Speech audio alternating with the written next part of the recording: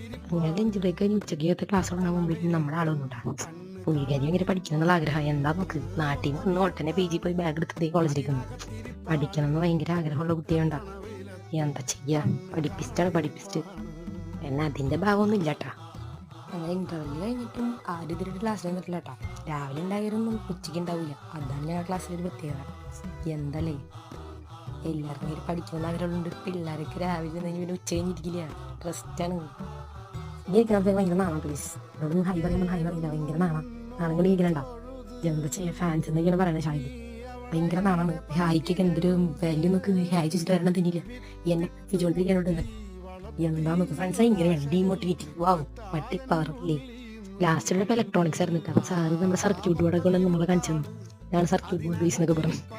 അത് കഴിഞ്ഞ് sir class കുറച്ച് നേരം എടുത്ത് സർക്യൂട്ട് ബോർഡൊക്കെ കാണിച്ചു കഴിഞ്ഞപ്പോൾ ഞങ്ങൾ പൊക്കോളാൻ പറഞ്ഞു. അടുത്ത ദിവസം ക്ലാസ്. അങ്ങനെ ആ ദിവസം